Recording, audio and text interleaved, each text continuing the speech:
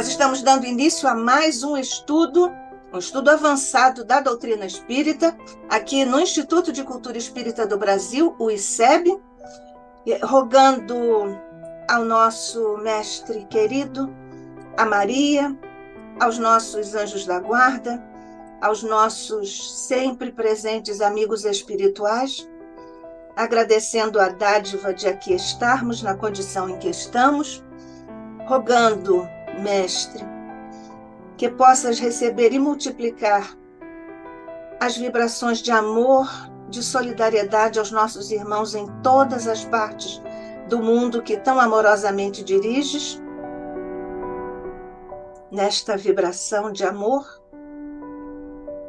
e pedindo ainda, Jesus, as tuas bênçãos por sobre nossa querida irmã, companheira, amiga Iole de Freitas, que vem aqui mais uma vez trazer o fruto de seus estudos e experiência no campo da arte. Que ela possa receber também, Jesus, as nossas vibrações de amor. Bem, como nós já dissemos, aqui está conosco mais uma vez, para a nossa alegria, no ICEB, nossa querida Iole de Freitas, que é mineira, mas está radicada no Rio de Janeiro, desde sempre, eu acho. Professora da Escola de Artes Visuais do Parque Lage, na cidade do Rio de Janeiro, na área de análise de projetos, desde 1993. É artista plástica, reconhecida mundialmente, atua no campo das instalações e obras escultóricas, iniciou a carreira, o trabalho, nos anos 70, quando residia em Milão. Sua primeira exposição individual foi em 1973, na Galeria Diagrama, em Milão.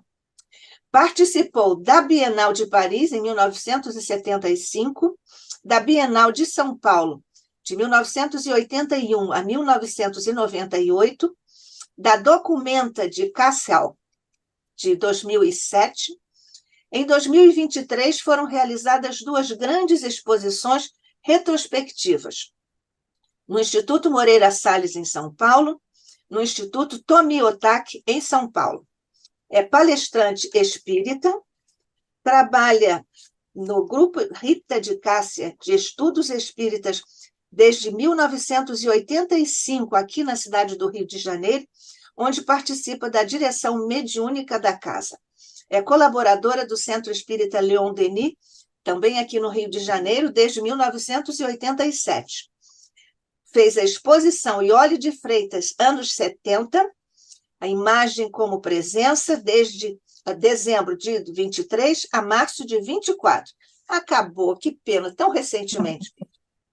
No Parque Imperial, na rua 1º de Março, no centro da cidade do Rio de Janeiro.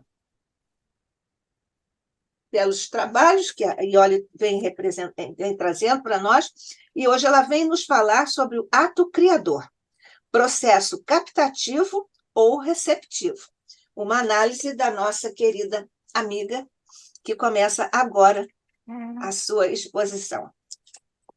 Muito obrigada, Nádia. Um grande abraço para você, para todos os que estão nos ouvindo, e é com muita alegria que eu recebo o convite para nós darmos sequência às reflexões sobre arte e doutrina espírita.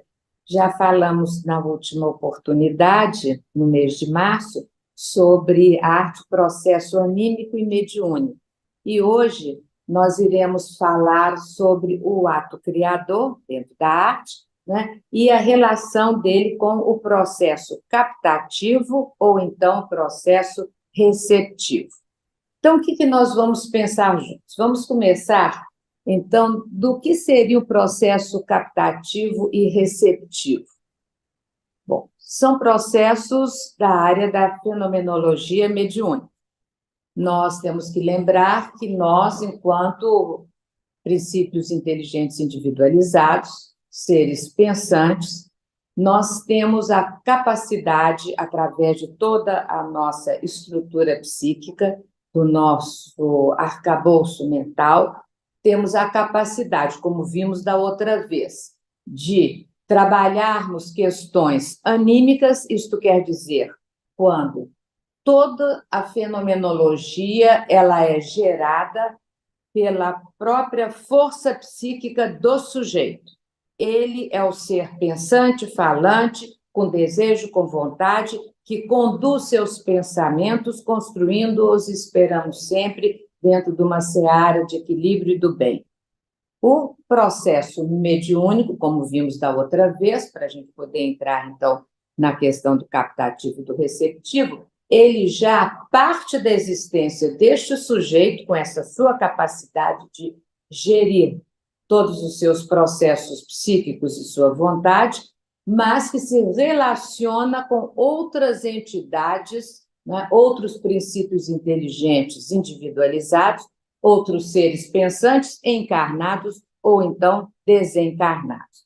Neste processo que tem este sujeito que se relaciona com outras entidades pensantes, repetimos, encarnados ou desencarnados, nós vamos ter aí, principalmente quando se trata do mecanismo do encarnado com o desencarnado, né, a condição que nós chamamos da mediunidade dentro de todo um panorama riquíssimo, um espectro enorme das diversas possibilidades de manifestações da fenomenologia mediúnica.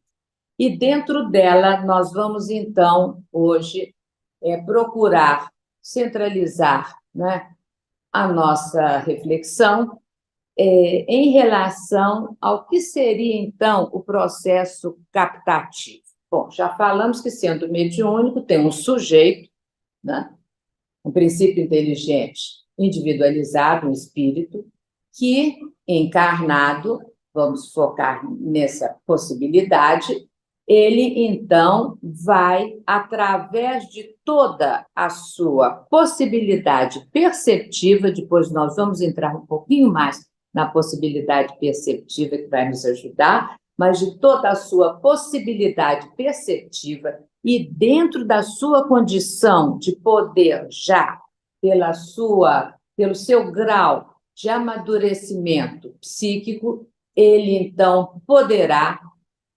dentro de toda a condição que se opera dentro da área consciente nossa, ele pode atingir e atuar também no seu próprio ainda, prestemos atenção, psiquismo, adentrando as regiões do inconsciente atual, do inconsciente passado e, quiçá, do inconsciente puro, que é a emergência inicial do ser, para, então, através destes aspectos que ele tem como meta, como vontade, como desejo, como objetivo, dentro de uma área de percepção intelectiva, estamos falando de mediunidade intelectual ou intelectiva, ele vai, por conta própria, isso é importantíssimo na captativa, por desejo e definição dele, ele vai ampliar a sua possibilidade psíquica e o seu mecanismo perceptivo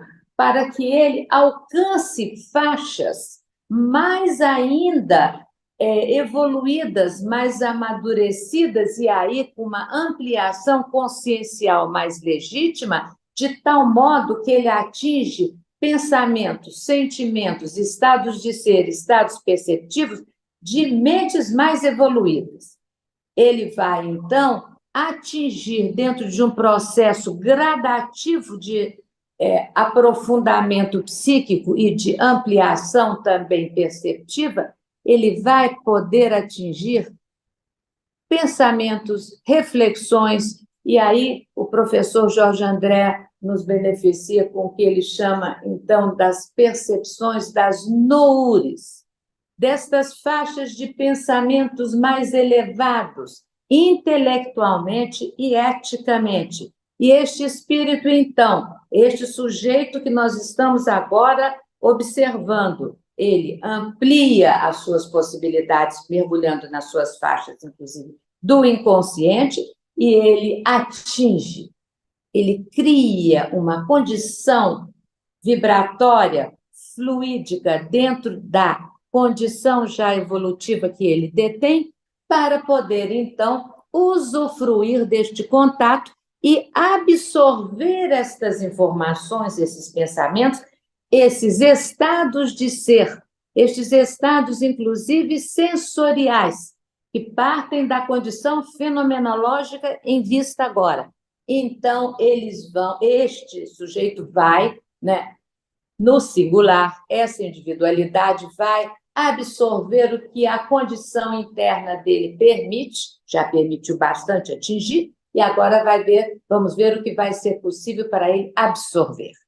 Estas absorções estarão vívidas em todo o seu quadro psíquico e irão, então, se manifestar tantas vezes como condições intuitivas, porque já vão sendo apropriadas por este ser.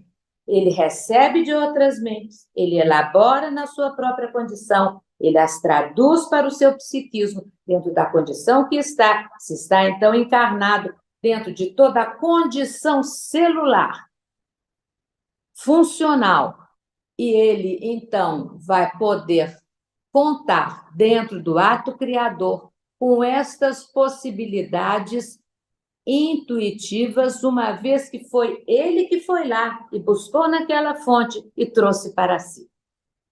Quando nós formos pensar no processo receptivo, nós, então, vamos já entender que esta criatura, este indivíduo, este princípio inteligente individualizado, ele irá, então, se colocar numa outra posição. É muito importante percebermos isso, que o professor Jorge André deixa com total clareza. Na outra posição, ele é o agente da vontade. Ele vai até lá, vou usar uma palavra rude, pega, busca, se apropria destas ideias, né? Das noures, e ele, então, traz para si. No captativo, ele vai se colocar numa outra posição, que não é passiva. O professor chama claramente o espírito ativo, mas ele se coloca na posição que o nome diz, receptivo. Então, pelo que nos diz o professor, são estas outras entidades, estes outros espíritos desencarnados que arbitram neste processo. Eles que definem, eles querem falar, eles querem chegar, e esperamos que sejam sempre os espíritos mais evoluídos, os mentores, os espíritos que, inclusive, nos orientam, dentro não só das áreas mediúnicas nossas, na mediunidade com Jesus, nas casas espíritas fidedignas, mas também em inúmeras atividades intelectuais, profissionais, inclusive dentro de todas as relações afetivas, entendendo o amor universal. Então, o que vai acontecer é que, nesta posição, o indivíduo que nós estamos aqui nomeando, que na condição captativa, ele era o sujeito da ação, ele ia lá buscar, aqui ele aguarda aquilo que os outros espíritos que estão lá, nestas condições mais evoluídas e amadurecidas, vão trazer para ele. Então, ele se coloca na posição dócil, daquele que é um espírito ativo. É interessante para a gente, né? Porque não está na passividade, ele não fica, me desculpem a palavra, bobó. Lá, não, ele é ativo, ele quer receber, ele se abre para perceber em ambas as situações. Essas pessoas que nós estamos aqui colocando, este mesmo indivíduo que atravessa o processo captativo e receptivo, ele poderá, e podemos dizer, deverá, manter-se dentro de um contínuo labor de concentração na sua vida, de meditação, se ele tiver esta aptidão, de estudos, porque isso é que dará, tanto numa condição captativa quanto na receptiva, o campo magnético, o campo energético, o campo que vai permitir que estas comunicações, que essas ligações vibratórias, fluídicas, magnéticas, elas ocorram, elas se operem. Dependerá, o professor insiste isso, né? E nós sabemos muito bem, dentro da prática mediúnica, nas nossas casas espíritas amadas, que quanto mais nós nos preparamos, nos dias, pelo menos no dia do trabalho, na véspera do dia dos trabalhos mediúnicos, quando podemos estar, por exemplo, dentro de uma posição receptiva,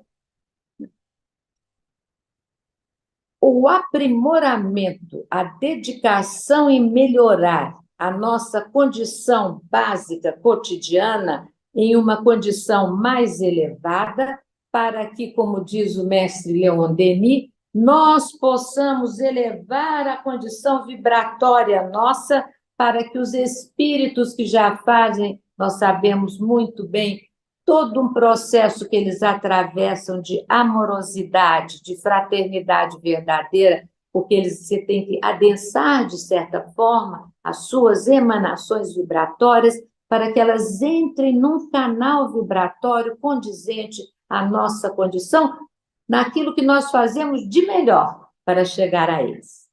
Mas ainda falta uma bela caminhada para que esse processo possa se dar de uma maneira naturalmente mais eficiente, na medida em que nós estejamos numa posição de concentração e ligação com os bons espíritos 48 horas por dia. Então, por enquanto, nós vamos, pelo menos nos momentos de vigília, enquanto estamos no domínio muito consciente das ações, já podemos, sim, nos organizar para isso. E nos momentos, inclusive, do repouso, nós podemos sempre, antes de deixarmos nos levar pelo sono reparador, de nos colocarmos à disposição dos nossos mentores, para que, se for da vontade deles, que eles possam também, durante o período do repouso físico, promover um processo de desdobramento mais intenso, de tal modo que nós poderemos. Então, vamos lá, agora voltar ao anímico e mediúnico. Nós estamos sendo levados por espíritos, o processo é mediúnico, e nós iremos, então, lá sermos levados a atravessar situações perceptivas, de acordo com a nossa capacidade de decodificar o mundo espiritual que nos é dado a ver, facultado pela bondade destes espíritos. Então, eles se encarregam de nos encaminhar e nos permitem vislumbrar, perceber, absorver e, como disse, decodificar em linguagens aquilo que percebemos. Então, nós vamos ver, então, antes de entrarmos agora no que seria esta comunicação de natureza intuitiva, já vimos, mas agora de natureza inspirativa, para nós entendermos os processos de inspiração dentro de todo o ato criador e ato, né, onde existe uma inovação. Isso não se dá, chamamos a atenção, só exclusivamente nos processos conhecidos como artísticos dentro da nossa cultura, mas também nos científicos, onde a descoberta, onde a inovação, onde a criação também é promovida, e estes mecanismos também lá se dão. Como somos da área artística, nós vamos por este canal, por pensarmos ser uma condição mais verdadeira dentro daquilo que a gente vai trazendo. Mas nós, como dissemos, vamos agora, antes de entrarmos no nosso mestre Leon Denis, no livro Espiritismo na Arte, para lermos os textos que são trazidos a respeito da inspiração como um todo, e depois da inspiração, eles escolheram, Leon Denis escolheu, e aqui muitas vezes também o professor Jorge André, dentro da questão da arte, na abrangência das artes plásticas, eles nomeiam muitas vezes a pintura. Então, vamos tomá-la como uma referência, assim, quando nós entrarmos nos textos de Leon Denis, lembrando que ele traz também, pouco antes, a questão da arquitetura, onde também todas essas inspirações elas existem, e marcando a diferença, então, dentro destes atos que são pictóricos, e aí posso até estender, escultóricos também, como nos diz Leon Denis. Agora, vamos entender como se dá o processo perceptivo, porque ele se dá em todas essas instâncias que nós mencionamos. Por quê? Quando é captativo, é um processo em que vamos captar através daquilo que existe nas noures, através de um mecanismo perceptivo. Então, eu vou ler aqui um pedaço da fala do professor Jorge André, ele mais claro que ele não existe. Na página que está, quem quiser seguir, 353, desse abençoado livro, do outro lado da matéria, Enigma da Vida, o professor nos esclarece. Nas diversas zonas da psique, das áreas de funções limitadas para as mais complexas, isto é, do consciente, vamos agora, ao inconsciente, aí ele vai desdobrar as dimensões da toda a área inconsciente. Então, dentro do nosso psiquismo, a área consciente e o inconsciente puro, o inconsciente, então, anterior ou passado, e o inconsciente atual, que é o que vai ligar-se mais diretamente, enquanto campo energético, com as nossas condições conscientes. Então, ele vai nos dizer assim, vou retornar ao início da frase, que fica melhor. Nas diversas zonas da psique, acabei de defini-las, das áreas de funções limitadas para as mais complexas, isto é, do consciente ao inconsciente puro, distinguem-se possibilidades de percepção cada vez mais apuradas e por processos sempre mais evoluídos. Vimos que a zona consciente, ela trabalha, isso é importantíssimo, de modo analítico e intelectivo. Nós, usando a capacidade consciente que todos estamos aqui, mas também somos constituídos pela dimensão inconsciente. Então, ele diz, no inconsciente puro, mais sublimado, o trabalho se amplia, porquanto a sua função é sintético e intuitiva. O professor não usa nenhuma palavra que não tenha um significado extremamente claro e objetivo no seu raciocínio.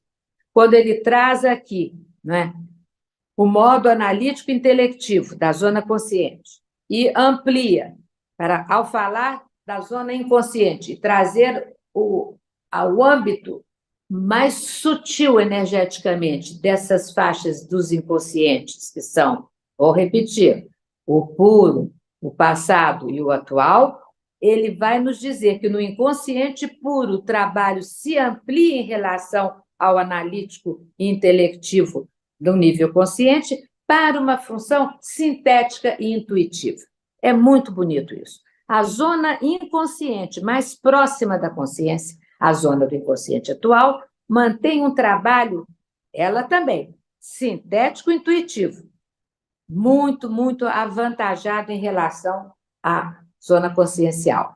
E certas percepções serão ainda mais avançadas, mais sutis, quando conseguimos, por condições do eu, perceber determinadas influências energéticas próprias das zonas superiores do inconsciente ou do espírito. Então, é a nossa condição vibratória que se amplia e nós, então, vamos ver no processo captativo essa maravilha de quando nós fazemos todo um trabalho de ampliação consciencial, nós poderemos nos beneficiar deste contato energético com essas influências energéticas, como ele diz, que aí essas, então, vêm de fora nos alimentar. Eu vou ler mais um pouco, porque é muito claro. O consciente, por ser o elemento comum das nossas percepções, é o mais festejado. Ó. A maioria dos indivíduos só toma conhecimento das coisas que se expressam no campo reduzidíssimo do consciente. A arte vai cutucar os outros campos e vai buscar criar uma linguagem poética, musical, pictórica, escultórica, arquitetônica, né? E mesmo através da oratória, porque Denis aborda como processo artístico, né?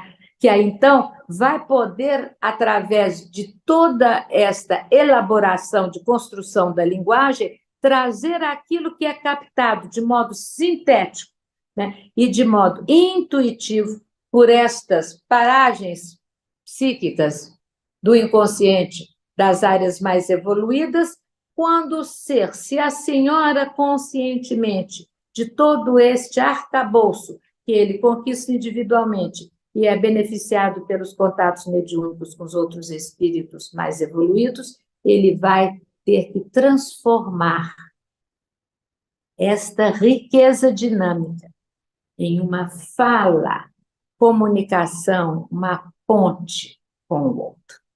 Isso é arte. Então, nós vamos ver, como ele vai dizer, à medida que vamos ganhando percepções diretas de outras zonas mais profundas da psique, quais sejam as do inconsciente, vamos observando coisas incomuns, de difícil explicação, apresentando, entretanto, maior realismo. Olha como parece uma incongruência e não é. Como se é uma coisa de difícil explicação e é incomum, ela tem um teor de maior realismo, porque elas estão ali conversando e mostrando a verdade do universo, dos mecanismos da criação, vívido. E como ele diz ali para frente, que é maravilhoso, que é a visão da realidade suprema. Mas ainda falta muito caminho, mas a gente pode almejar isso. E podemos, então, entender por que ele nomeia como maior realismo. Porque a realidade, que a gente tem uma janelinha ainda perceptiva pelo nível nosso consciencial, pelo nível de toda a humanidade, mas temos que reconhecer que nós temos maiores potências nos núcleos em potenciação, como está muito bem explicado por Jorge André na nossa faixa do inconsciente passado. E esses núcleos, eles não são simples reservas de arquivos do que foi feito, mas, como já dissemos na outra vez, eles são potências. Está escrito, está na palavra que o professor usa.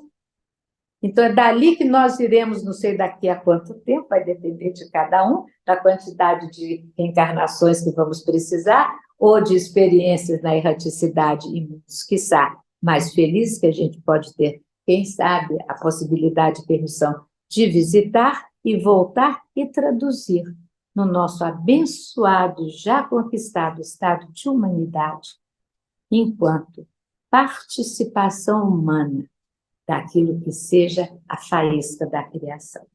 Então, isto quando a arte se coloca de mãos dadas com a questão ética, no sentido mais profundo do ser, tanto da relação com o outro, de respeito das outras culturas, dos outros saberes, mais ético em relação a si mesmo, da verdade do ser, de não se deixar envolver ou vender qualquer tendência que seja passageira, humana, mercadológica, mas que se conserva íntegro nas suas possibilidades de ascensão e de ampliação, então nós vamos compreender que, em algum momento, no futuro, nós iremos ter também a visão da realidade suprema.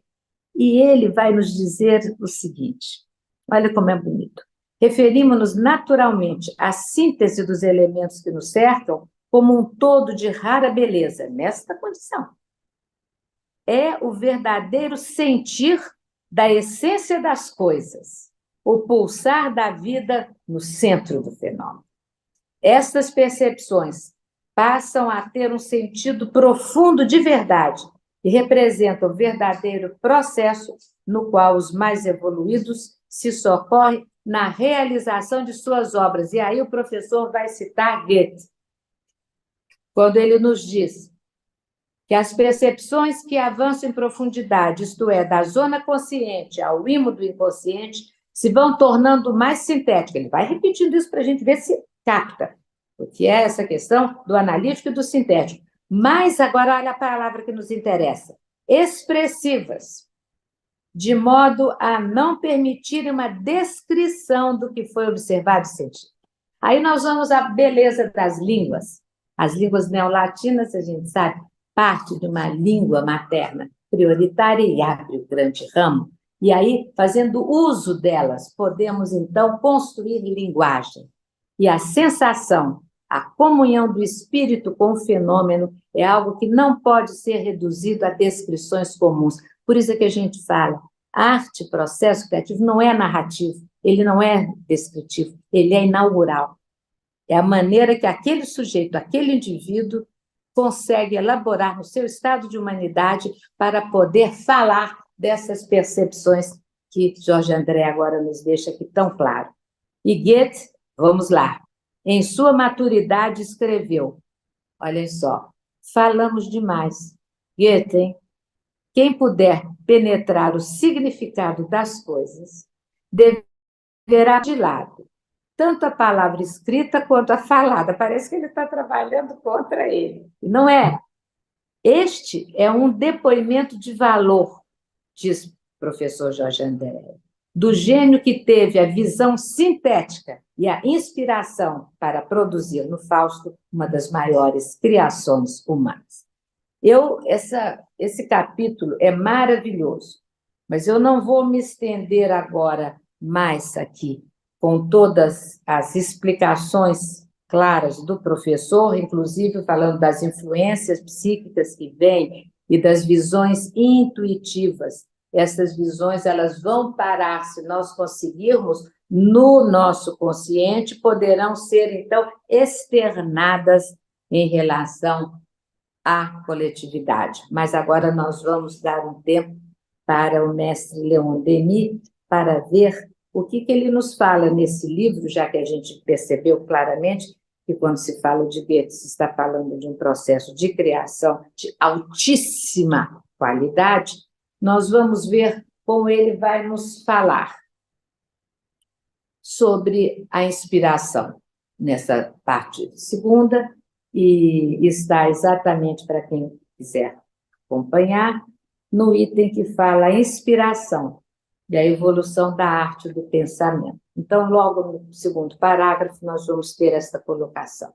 Ora, a inspiração se introduz suavemente em nosso intelecto. Mistura-se intimamente ao nosso próprio pensamento, de tal forma que se torna impossível distingui-la. Ora, é uma irrupção súbita, uma invasão cerebral, um sopro que passa sobre nossas frontes e nos agita fortemente numa espécie de febre. É o artista que não dorme, que fica com a cabeça a mil e que, no fim, ele prefere levantar às 3 da manhã e vai produzir o seu trabalho musical, literário, pictórico. Por quê?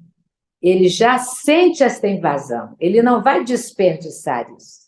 Ele vai aproveitar este instante que ele consegue, quem sabe, ter mais facilidade de perceber e se assenhorar dele quando já está num certo grau de desdobramento, mas ele muitas vezes opta por voltar à vigília e poder, então, trabalhar durante horas seguidas, construindo aquilo que ele fará como um legado para a humanidade.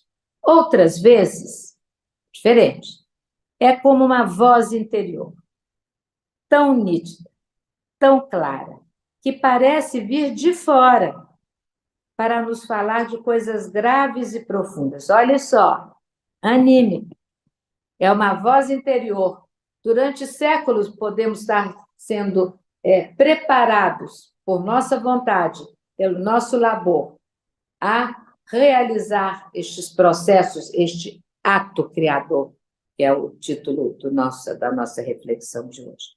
Podemos, então, isso se torna um manancial riquíssimo, que em determinadas condições de vida, na carne, nós vamos, então, permitir-nos ouvir a voz interior, tão nítida e tão clara. E a gente, às vezes, acha que ela vem de fora, como ele diz, para falar de coisas graves e profundas. Nunca são banalidades. Nunca são formas que caem como cascas em qualquer arte que for. Por quê? Não tem consistência. Não vem do arcabouço intelectual, psíquico profundo. E não dizem respeito àquilo que o senso ético nos confere a possibilidade. Tem que ter algo que se faça, que se contribua com a sociedade, mesmo que seja uma criatura que vai passar a vida no laboratório científico, sem conseguir ter muitas comunicações, ou um pintor que passe a vida dedicado àquilo que ele faz, mas aquilo que ele faz precisará vir de percepções graves e profundas e que são sempre solidárias com a comunidade, em qualquer época, em qualquer registro histórico, em qualquer processo civilizatório, Ocidente ou Oriente. Uma corrente de forças e de pensamentos agita-se e rola em torno de nós, buscando penetrar nos cérebros humanos dispostos a recebê-lo. Já é o outro movimento, um é o anímico. Agora, o anímico cria a condição receptiva. Ele, então, pela identidade de propósitos, afinidade de pensamentos e de pesquisa, ele vai entrar em sintonia com uma corrente de forças e de pensamentos que agita-se e rolam em torno de nós, buscando penetrar nos cérebros humanos dispostos a recebê-los, a assimilá-los, a traduzi-los, aquilo que falamos, sob a forma e a medida de suas capacidades, de seu grau de evolução. Uns o exprimem de uma forma mais ampla, outros de forma mais restrita, de acordo com as suas aptidões, e com a riqueza ou a pobreza de expressões que lhes são familiares e os recursos de sua inteligência. Isso tanto na linguagem, né, falada, na escrita, na linguagem musical, na linguagem plástica, em todas as linguagens. E aí nós vamos passar para uma outra página, porque senão eu acho que o tempo fica mais corrido. No vosso mundo, aí nós estamos, para quem quiser anotar, desculpem, na parte terceira, onde Leon Denis está falando na sexta lição, ele vai falar de diferenças entre arquitetura e pintura, nós vamos saltar esta parte, e o segundo é inspiração na arte da pintura, que eu falei com vocês, e ele pontua a arte da pintura, e aí nós nos permitimos ampliar isso para as outras áreas plásticas também. No vosso mundo, a pintura também irá se inspirar em visões anteriores, recolhidas pelo artista, seja no espaço, seja em mundos que ele habitou ou visitou. Isso nós podemos até compartilhar com vocês, quando o Grupo Rita de Cássia desenvolveu, a partir de uma colocação da nossa fundadora, Vera Simões, antes até de desencarnar, né, que teria um trabalho muito específico que a casa desenvolveria, que era o trabalho da pintura mediúnica. Nós o desenvolvemos por praticamente 5 anos, 4 anos e muito, através de um médium que veio, né, para exatamente poder cumprir este compromisso da casa e o compromisso dele, né, o Fábio Figueiredo. Acho que não se importa que a gente mencione, porque foram os trabalhos de pintura mediúnica mais incríveis que eu já vi, porque ele não se limitou a permitir que os espíritos funcionassem com esquemas de obras que eles já haviam produzido na Terra, Van Gogh e os girassóis, tudo que a gente conhece, o quarto dele, para a gente identificar, mas para mim a identificação muito maior foi quando ele permitiu que Monet, que Degas, como nos trabalhos dos últimos anos destes pintores, onde eles já não enxergavam com o corpo físico praticamente, aonde a destreza era da mente espiritual, do olhar espiritual, e o gesto era o gesto do corpo cansado, o corpo que precisa de arregimentar as forças máximas que detém para aqueles gestos que têm que ser definitivos. Não pode ter desperdício, porque o tempo urge, a finitude corpórea daquela encarnação se apresenta intuitivamente,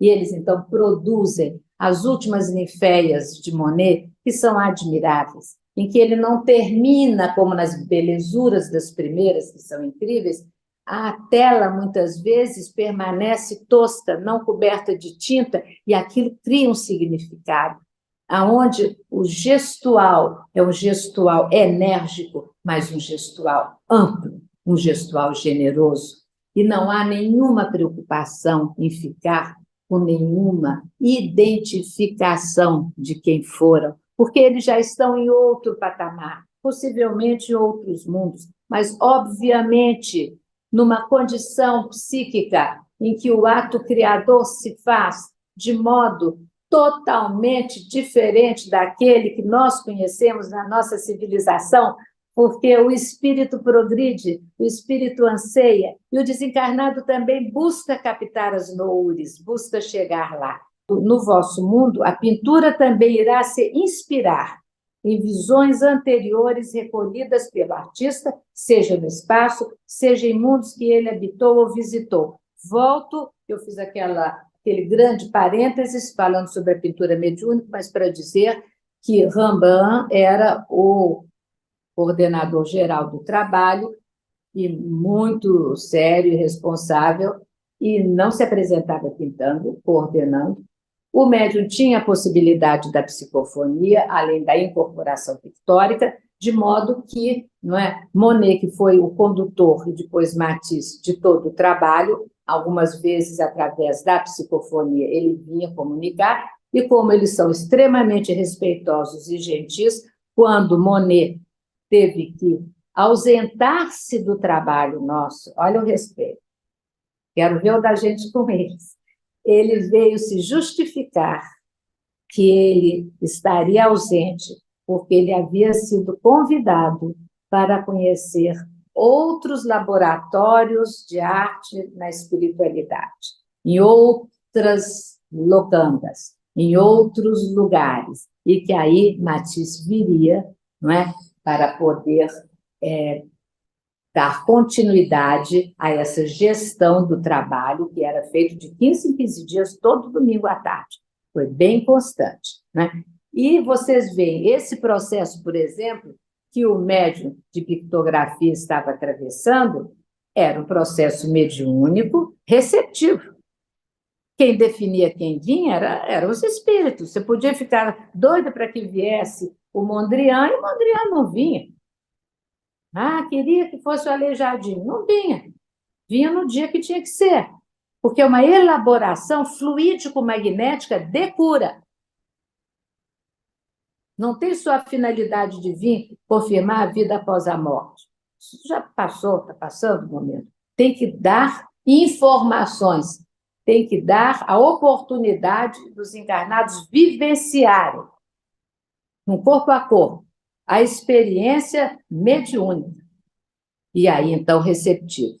E quem comandavam eram eles. Então, nós sabemos isso tudo sob a observação, direcionamento e encaminhamento do nosso querido Altivo Porfírio.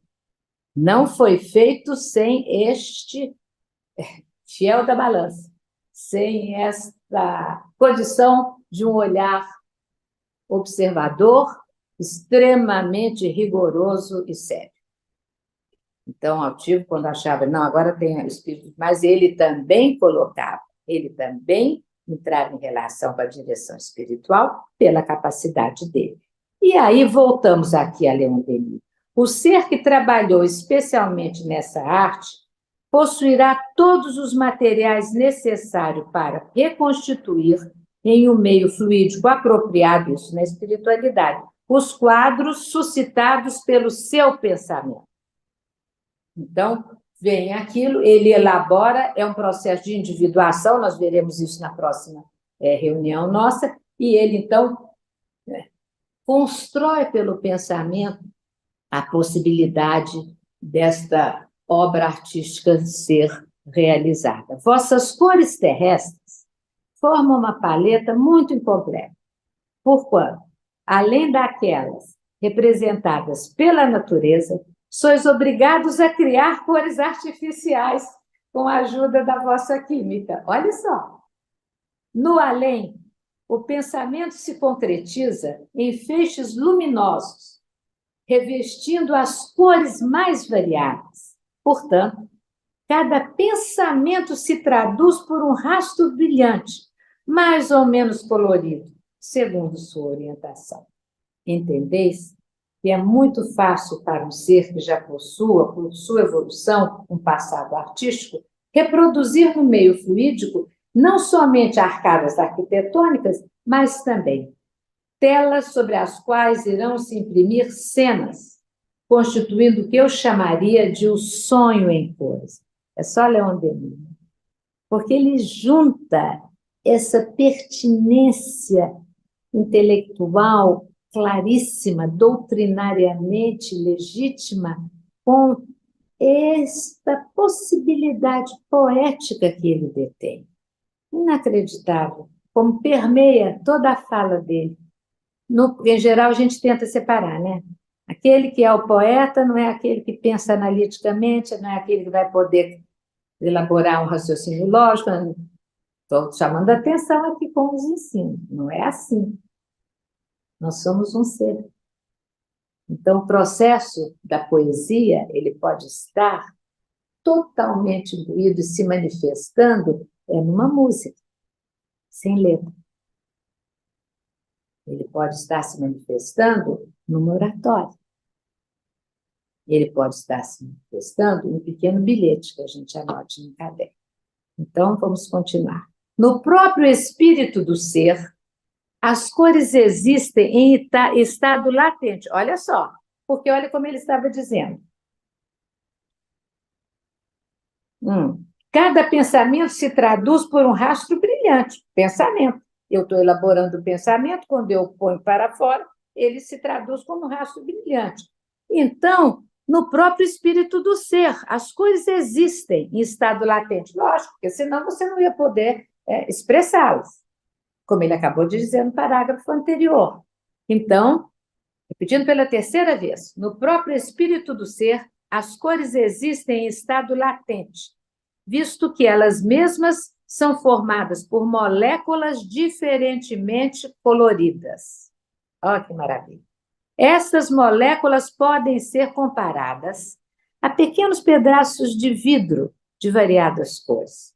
O pensamento, atravessando essas moléculas, fará uma projeção que reproduzirá os assuntos que o ocupam. Não é só um pensamento solto aqui, outro não, é o assunto do qual o ser está impregnado e com o qual ele quer criar algo dele para poder se comunicar e dar de presente ao mundo.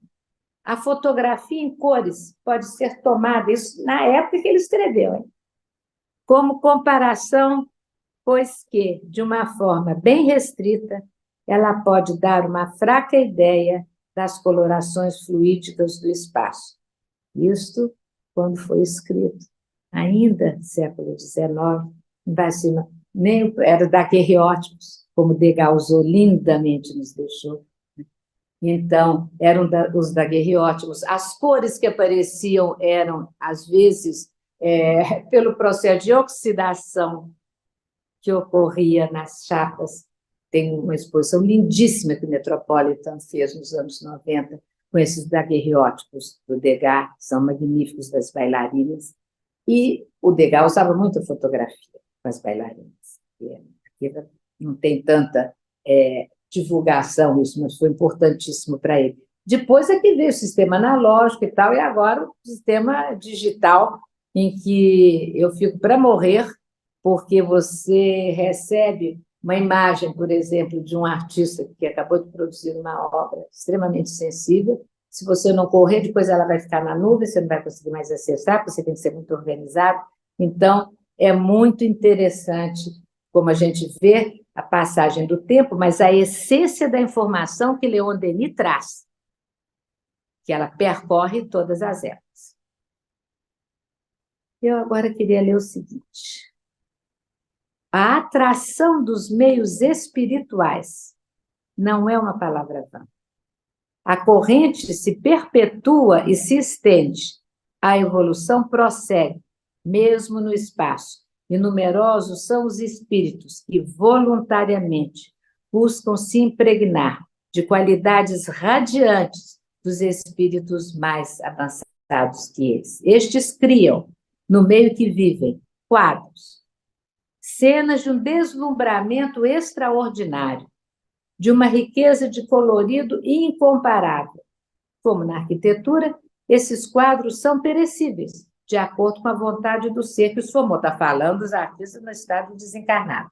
Mas existem regiões onde, seja em arquitetura, seja em pintura, cenas e monumentos subsistem após a reencarnação do seu autor. Está lá trabalhando com essas emanações fluídicas, no meio fluídico apropriado, como ele acabou de dizer. Eles vão, então, absorvendo as qualidades radiantes dos espíritos mais avançados, eles vão entrando em sintonia com o que o professor, então, chamou da realidade suprema, a visão da realidade suprema, e quando eles, então, reencarnam, eles trazem esta bagagem e vão realizar as obras que ficam marcadas dentro de todo o campo civilizatório, mas algumas das obras, olha que bem, têm condições e possibilidades dentro da lei maior, da lei de Deus, para se manterem em estado ainda ativo de existência, na fisicalidade fluídica desses ambientes extremamente eterizados, enquanto o espírito que os criou está encarnado e produzindo outras obras. Isso é muito bonito, porque, na grande maioria das vezes, como a gente estuda em vários outros livros de Leon Denis, no Invisível, fica claro, quando existe essa possibilidade, mesmo mental, das formas pensamento que a gente vai projetando, em geral, o espírito tem um vigor e uma força para manter essa construção até um tempo, depois ele para, deixa. Né? E aqui, Denis nos traz esta possibilidade. E continua. É como um dos limites do espaço separando os mundos etéreos, mundos numerosos, onde a vida é puramente espiritual e que são frequentados apenas por espíritos muito elevados. É lá que os seres vão em missão buscar as altas inspirações, iniciar-se no culto do belo e do bem, impregnando-se de radiações que têm caráter realmente. Mas isto é a arte que une exatamente o bem e o belo, que vai ser, né, o assunto da nossa reflexão do último mês, né? Que vai ser no dia 28 de junho. E nós falaremos da questão da relação intrínseca entre o belo e o bem. Eu acho que hoje, com esta fala do mestre Leon Denis, nós podemos encerrar a reflexão, né? Porque ninguém melhor que ele e o professor também, Jorge André. Muito obrigada a vocês. E também ninguém melhor do que você, uma artista, para nos falar da arte, uma artista tão sensível, tão produtiva, com produções tão sensíveis, tão fluidas, tão inconsúteis. Uma beleza seu trabalho. Mas, enfim, nós temos aqui, vamos dar prioridade à Leia Brum. Ela saiu do plantão, está aqui conosco. A Leia está sempre conosco, agradeço muito. Pois é, agradeço muito, Leia. Ela faz uma pergunta: a criação nas áreas do vestuário, e olhe, que beleza, também funcionam de forma semelhante? Ótima pergunta. Ontem mesmo, eu estava fazendo uma visita guiada numa galeria, carpintaria, onde participo com mais 2 outros artistas, e estava conversando com um amigo, que é poeta, e não sei por que veio, acho que era a roupa que eu estava, que tinha uma amarração meio engraçada, do jeito que deu, e ele falou assim, puxa, que interessante e tal.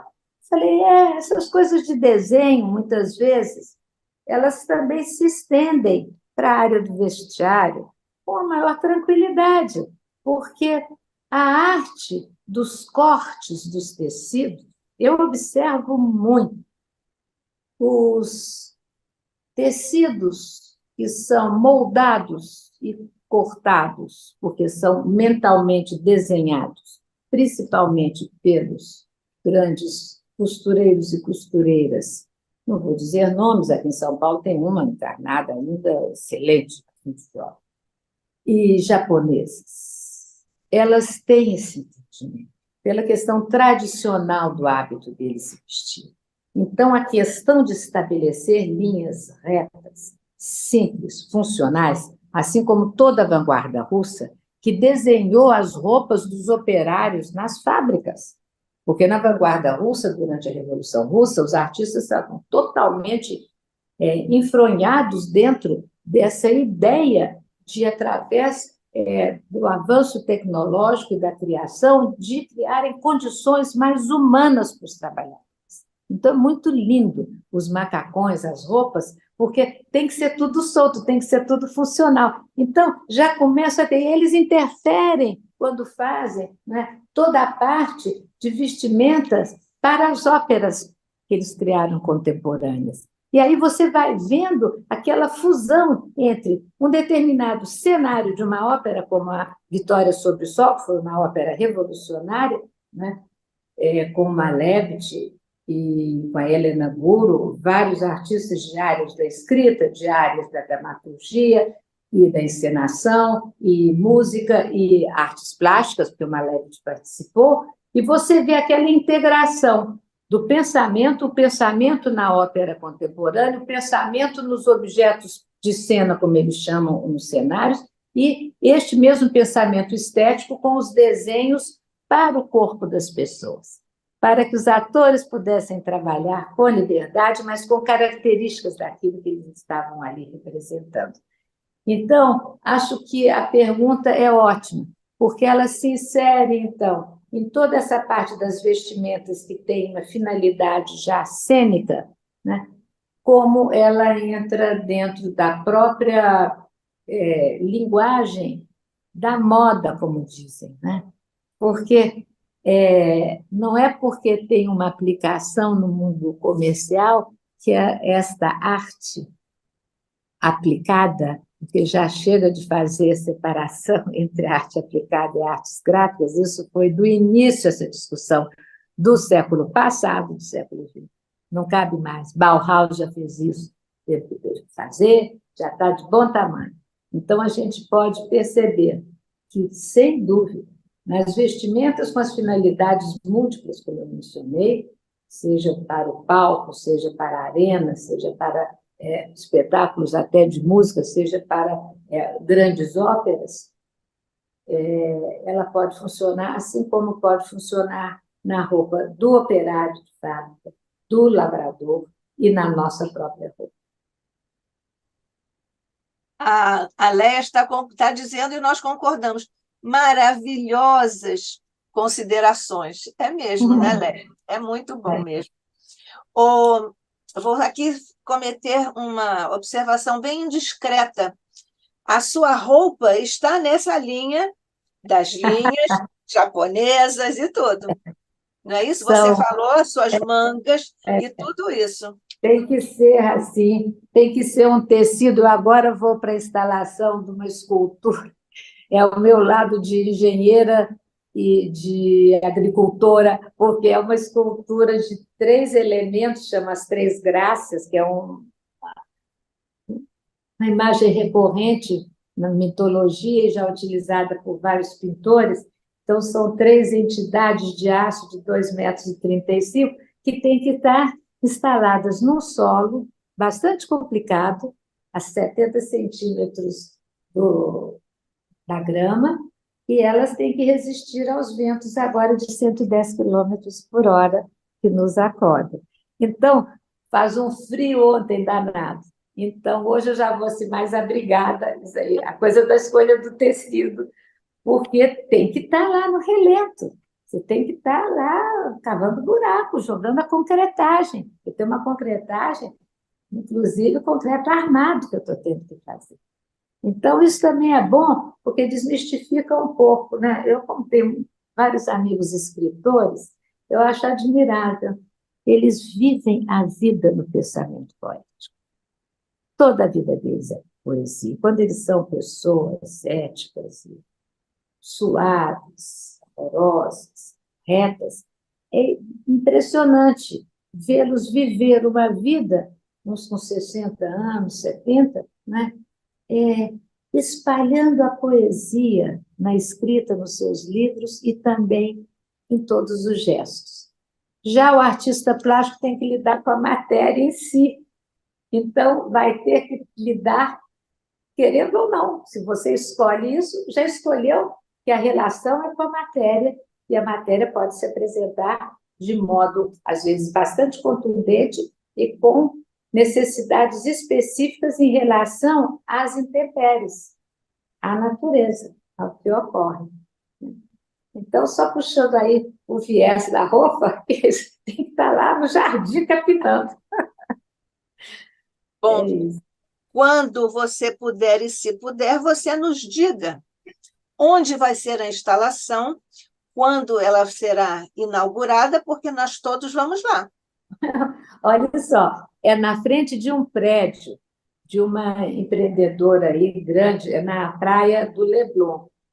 E ela faz parte, né, de toda a idealização do prédio, que é muito bonito, é feita todas as varandas com uma ondulação, assim, é muito sensível, é um arquiteto que não gosta de ser nomeado, ele gosta de ser nomeado só o escritório dele, que eu acho interessante, porque ele coloca a questão corporativa, e é muito bonito.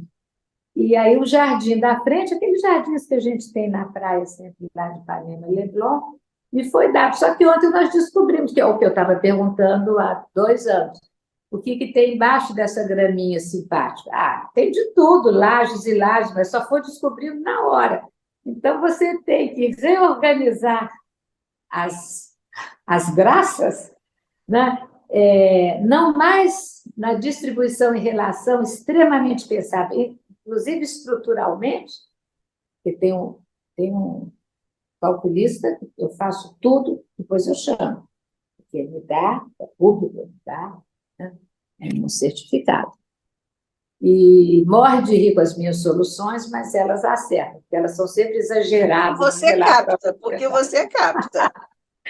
Alguém tem que ajudar nessa roda, para que o raciocínio não do engenheiro calculista consiga penetrar.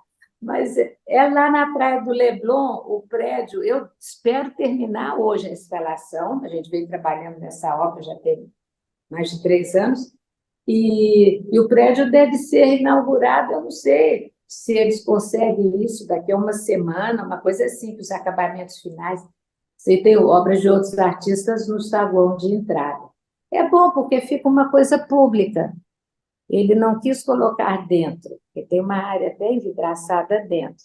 Ele quis fazer algo para a cidade, né? Então, vamos ver como vai ficar, mas não posso falar muito, que ainda não terminei.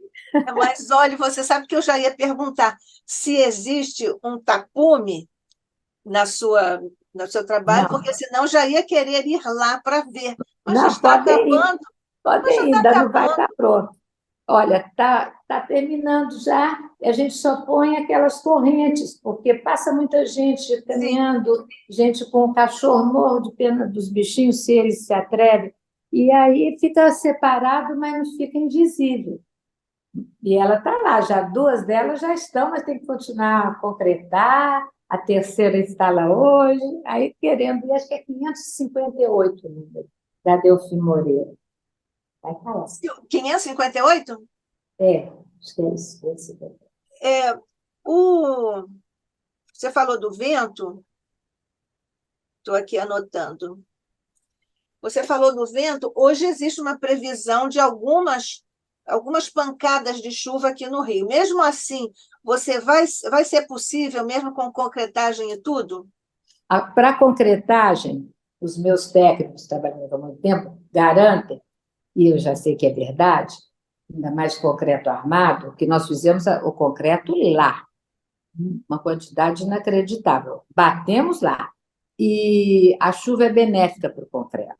O que não é benéfico eu tenho que ser rápida. Eu vou recolocar essa parte da frente, porque é outra quantidade de terra enfiada, eu vou ter que recolocar, e vou ter que fazer a escavação sem bater nenhum cano de água embaixo, porque é tudo entremeado, então é complicado.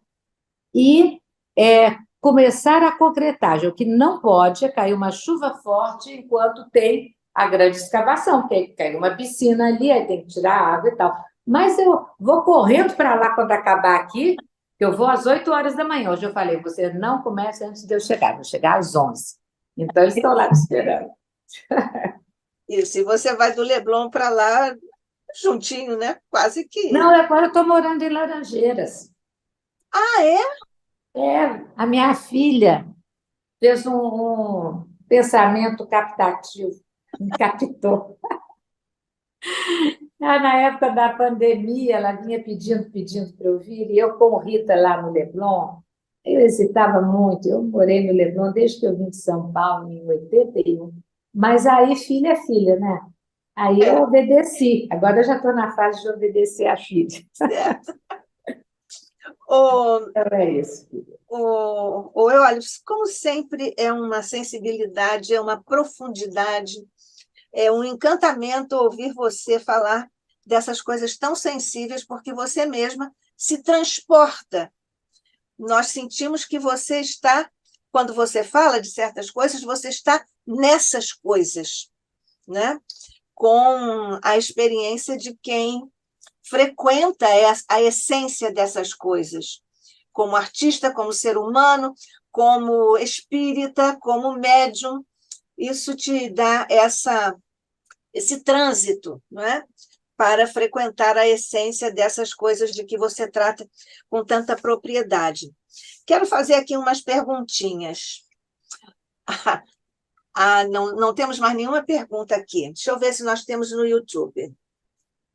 Nós temos a Maria Batista, que está nos cumprimentando. Bom dia para você também, Maria. Fique sempre conosco. A Cláudia Gazi, amada amiga, Deus te abençoe. Nós também abençoamos, viu? Cláudia Zílio, maravilhosa, também estamos acompanhando. Ana Letícia Leal, bom dia. Obrigada por estar aqui. Vou copiar aqui uma passagem do Denis. Olha, aqui todo mundo do fã-clube do Leon Denis, que eu particularmente chamo de o grande filósofo poeta da doutrina espírita. É isso mesmo. Então, a Ana Letícia disse que vai copiar aqui uma passagem do Denis. Você pode comentá-la, ela está pedindo a você, em relação ao mercado das artes contemporâneas. Eu agora vou ler a citação, o extrato da obra do Leon Denis. Ela fez o seguinte recorte. O materialismo, Iole, com seu sopro dessecante, havia esterilizado a arte. Esta se arrastava no realismo degradante, sem poder se elevar até os cumes da beleza ideal. E ela pergunta na Letícia em caixa alta, degradante? Hein, Iole? Quer que eu leia novamente? Não, pode deixar. Ana Letícia, nós temos que sempre considerar, quando nós lemos os brilhantes textos realizados pelos espíritos que nos trouxeram esse esclarecimento da doutrina, que estes termos, não só que passaram por traduções, quanto estes termos são muito cunhados na época. Na época.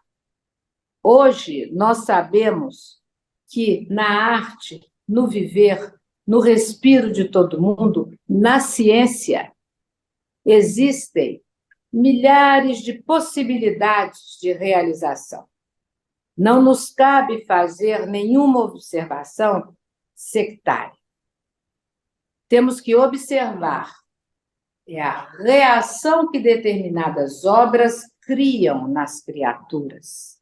Algumas podem criar condições de absorção psíquica, de suavidade, de ternura, daquilo que nós chamamos de poesia. Mas eu pergunto aqui, e se Picasso não tivesse tido a coragem, e ele era muito hábil em colocar as coisas no mercado, nas coleções, para que nós hoje tivéssemos conhecimento das guitarras que ele foi fazendo em papelão. O Braque também fez. foi visitado pelos colecionadores, não vendeu para os colecionadores e perdeu tudo estragando no porão. Picasso tinha noção do que ele estava fazendo. Ele estava revolucionando o fazer escultórico. Ele estava libertando a escultura do ato de esculpir, retirar coisas, ou de fundir num só corpo. Brancusi veio fazendo esse processo junto com as bases, né? E nós vemos Giacometti também. Mas, olha, é muito difícil julgar. Nós temos esse péssimo hábito. Em vez de ponderar. Então, se nós tomarmos Picasso como um artista que entrou no mercado, que era oportunista, bom, nós temos o conhecimento do que ele fez, podia chamar de qualquer coisa, mas ele desdobrou em situações planares a ocupação do corpo e da obra no espaço. Não tem mais a massa. E tem escultores brilhantes que trabalharam com a massa, como Rodin, e aqui no Brasil, como Sérgio Camargo com mármore. Mas ele estava nos dizendo, pensem antes de fazer. Porque em tudo há uma maneira de inovar. Em tudo há uma maneira de ir avante no processo de criação. Mas tem que saber ousar, no sentido ético, de coerência com a lei de progresso, com a lei de evolução. Então, eu não sei se eu te respondi. A palavra era uma palavra cunhada numa época. E se nós ampliamos, eu trouxe o Picasso, porque é extremamente comum, e quando ele se torna, como Van Gogh, extremamente conhecidos em todas as áreas, inclusive deturpados, as coisas bonitas e tal, é porque ali tem uma potência criadora realizada, que tanto atinge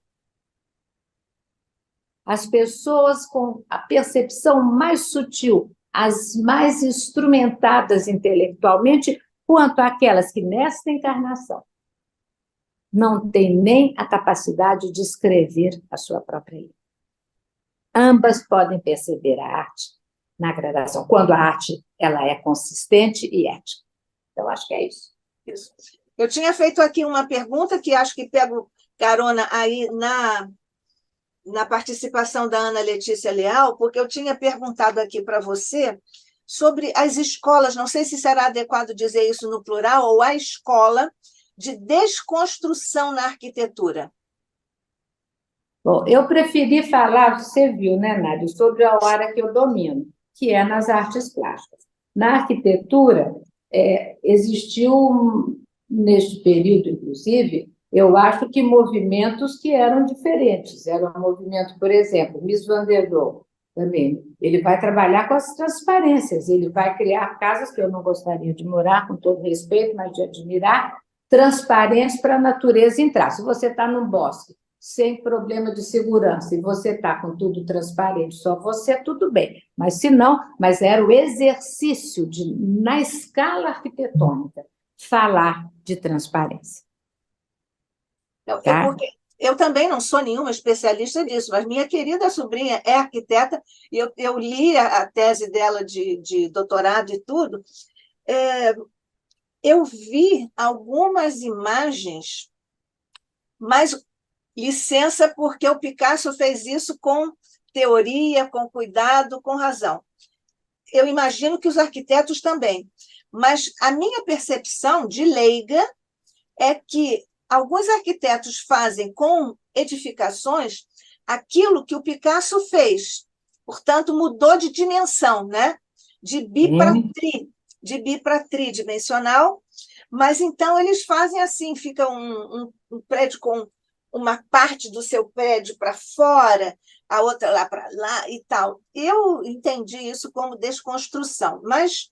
De certo modo, sim, como a Zaha Hadid, como determinadas obras escultóricas também, um pouco antes, que existem em grande quantidade na Áustria, em Viena. Então, esse processo foi se criando. Mas você vê, é uma matriz que não pertence, isso é importante, ao Picasso. Ele captou e elaborou e teve a força de colocar no mercado, então. mas a mão das pessoas. E a arquitetura, obviamente, que é uma arte maior, eu acho, não maior pela escala, maior pela complexidade da hora que ela vai romper determinados parâmetros, e eu acho que sem dúvida, mas não é igual ao Picasso, ela foi trabalhando não só pela questão da escala, mas questão de outros entendimentos do que seria esse desfolhar de determinados planos arquitetônicos. É. A Cláudia Zílio, ela diz, isso ocorre com as joias também? Eu acho que ela está se referindo, quando ela escreveu, digitou a pergunta, quando você estava falando das roupas, porque ela Acho disse que que isso sim. ocorre também com as joias, né? Também. Pode ocorrer, prefiro colocar assim. Também com as roupas pode ocorrer, não é obrigação que ocorra. Pode. E as joias O também. Caio Mourão foi um grande joalheiro nos anos 60. Exatamente. Inovador. É. E esse colar que você está usando, como é que você Esse é do Pará. como Esse é é que do você Pará. classifica artisticamente? É dos povos originários. É a arte Sim, dos eu povos adoro originários. isso, eu adoro isso. Eu defendo os povos originários, eu a defendo. Mas é uma coisa minimalista de essência, na forma, isso? Sim, mas eu nem chamo a arte deles de minimalista, porque eles não têm esse crivo, né? Eles têm uma outra abordagem com a arte. Mas Eles do não nosso. assinam, é comunitária, não é É, autoral, é totalmente diferente, né? é. Mas aí é um assunto que a gente hoje não vai dar conta. Ah, sim. Aliás, você vai avisar lá o povo que ainda vou fazer mais uma ou duas perguntinhas, por Tá, favor. senão eu vou atrapalhar lá a fundação. Não, não, não quero, imagina, eu quero ver aquilo. Maria Batista disse: obrigada, minha querida, pela explanação de conhecimento espírita. Amei, muito obrigada mesmo pelo carinho. Nós também Obrigada. agradecemos, viu, Maria? Aproveitando essa coisa assim bem recente, e a pintura com inteligência artificial, hein? Não consigo entender nada disso. Não tenho tempo para me aprofundar. Nas aulas do Parque Lage, eu tenho duas alunas, uma está em Singapura, a outra está na Holanda, trabalham lindamente. Eu falo com elas: vocês estão comigo aqui porque querem, porque eu não sou dessa área. Mas é que como eu analiso todo o processo criativo, elas se interessam por isso, não pelo resultado final. Então, eu não tenho nem Instagram, só para você imaginar. Não Nem eu cabe, também, né? graças a Deus, nunca Não tive essas tenho. coisas. Então, a Não tenho inteligência tempo. artificial eu respeito, considero, até por bom senso, para saber que é uma ferramenta usada, ela é absolutamente neutra, ela vai ganhar uma característica ética a partir do uso dela, e em arte, vamos ver. Eu sei, você continuem trabalhando, é como dizia o Sérgio Camargo. Continuem trabalhando. É. Os espíritos pintores, é, com essa mediunidade deles, por exemplo, Monet, que eu amo também, o Picasso e outros tantos, Modigliani, todos eles, né?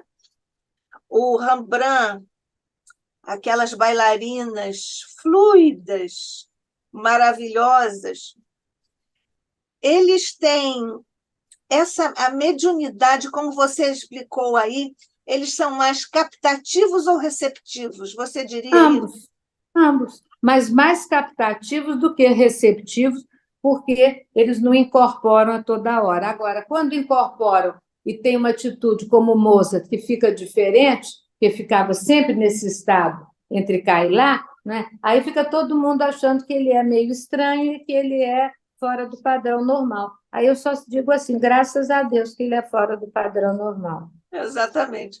Mas os artistas que valem a pena são, né? Fora do padrão normal. Acho que, pelo menos, o que eu também não gosto de excentricidades, é estimular achando que isso é necessário. Porque a gente tem artistas, volto a dizer, Sérgio Camargo, vivos, né? Ainda, o Camargo desencarnou já, mas é dessa minha geração. E que sempre tiveram uma vida tranquila, uma maneira de se vestir, uma maneira. E tem outros, como o Tunga, que era super meu amigo, que adorava fazer o papel do artista.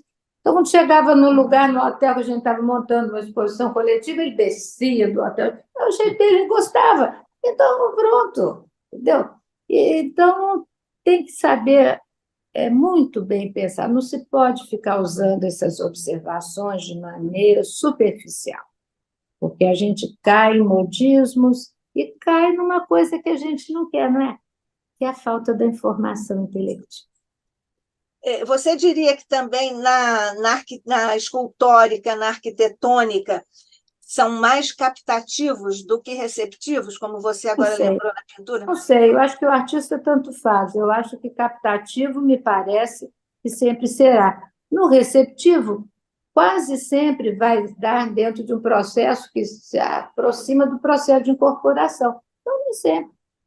Acho que o captativo não fica. Mas isso é uma observação, eu deixo muito claro, isso não tem um fundamento doutrinário. O que eu trouxe aqui foi um estudo baseado em Jorge Andréa e em Leon Denis. Tudo que eu falei foi baseado, isto sim, essas observações com as perguntas que eu estou tentando responder, elas podem ser posições da minha possibilidade ainda, da brecha que eu tenho de entendimento. Eu gosto de deixar muito separado. As crianças que criam aquelas coisinhas simples, como é que você classifica? Bom, eu não classifico, aí eu trago o Pedrosa. Mário Pedrosa, nosso grande crítico já desencarnado. Ele tem livros que falam exatamente da arte das crianças e dos lobos. Ele foi um dos grandes incentivadores da Anísia Silveira. Trabalhou lá, estudou toda a questão daqueles artistas todos que ela lidava, né? E ele diz que é outra coisa, é de uma outra natureza, porque você ali na criança ainda não tem, a gente sabe muito bem, o espírito dominando todas as suas possibilidades. Bom, só para dizer aqui, você usou o livro magnífico do nosso querido Jorge Andréa, presidente de honra do Instituto de Cultura Espírita do Brasil. Esse livro maravilhoso que nós no ICEB publicamos quando Jorge Andréa completou gloriosos 100 anos de idade e desencarnou, isso foi em agosto, ele desencarnou em março subsequente, e esse livro ainda está, nós temos ainda exemplares, está à venda lá no ICEB. Quem quiser pode entrar aqui no nosso site, no nosso canal, mas também, se você quiser, você liga para 2224 1060. 2224 1060. 1060. Tá. Porque no Rita nós usamos para todo o curso de orientação mediúnica 1 e 2, desde a pandemia, nós trabalhamos com eles. E aí eu sei porque o Rita comprou conosco uns exemplares. E nós vamos comprar mais. E nós damos desconto para as casas espíritas. E a propósito, então, qual foi o capítulo que você citou do livro do Jorge Andréa? Você lembra? Fechei, peraí. Só eu abrir aqui. Você pode nos dizer. É porque só, isso não ficou. Fenomenologia anímica e fenomenologia mediúnica. Pronto, pelo título. Aí, depois nós fomos, então, entrando na fenomenologia mediúnica, nós adentramos efeitos inteligentes, mediunidade captativa, mediunidade receptiva. E eu fiz um elo anterior aqui na organização do livro, dentro da minha fala, que eu fui ao mecanismo perceptivo, que também foi essa parte em que ele fala de Goethe e tal. Tá? Espetáculo Goethe, né? Tá bom? Tá excelente. Das próximas vezes, você podia trazer figuras, fotos das obras. É porque nós ficamos pensando nisso. Quais obras? Quais obras que você quiser. Para nós, todas são boas. Vou ver se eu consigo. Tá uma loucura. Sabe o que é? Eu prefiro gastar, eu sou muito sincera, o tempo estudando. Hoje acordei de novo, ontem trabalhei o tempo todo lá, acordei às 4 da manhã, porque os espíritos são meus amigos. Acordo sem despertador. Eu prefiro canalizar na fala. Depois vocês entram no Google e acham as imagens. É que, às vezes, quando você fala, você pode dizer... Como você faz visita guiada, você podia dar um spoilerzinho aqui, porque, quando digo isso está aqui nessa foto. Mas tudo bem. Vou ver. Nós estamos aqui agradecendo a você, Iole de Freitas. Eu que agradeço. que mais uma vez esteve aqui conosco, trazendo a delicadeza, a profundidade, a sensibilidade dos seus estudos profundos em todas as teorias pertinentes às questões que você traz com a autoridade do estudo e da prática na sua existência profícua. O ICEB está muito feliz de ter você mais uma vez aqui, agradecendo também a todos que estiveram conosco em ambos os planos de existência, e principalmente, mestre querido, nós te agradecemos a bênção de aqui estarmos, na condição em que estamos, usufruindo desse amálgama de sensibilidades, de delicadezas espirituais, com os nossos mentores queridos, citados aqui por nossa querida irmã, por todas as vibrações que foram exudadas pelos nossos irmãos em ambos os planos da vida, que estiveram conosco, estudando junto com a nossa querida Iole de Freitas. Desce, Jesus, por sobre ela, por sobre todos os que aqui estiveram conosco em ambos os planos de existência, em estudo e em trabalho. É o caso dos nossos mentores queridos, aos quais, mestre, nós te rogamos, através de teu coração, possamos levar a nossa gratidão profunda e incondicional por tudo que deles temos recebido. Fica conosco, mestre amado, nas vibrações de Maria, na companhia de todos nós, de nossos anjos da guarda e de todos os nossos mentores queridos. Graças te damos hoje e sempre, sob o olhar de nosso Pai. Assim seja.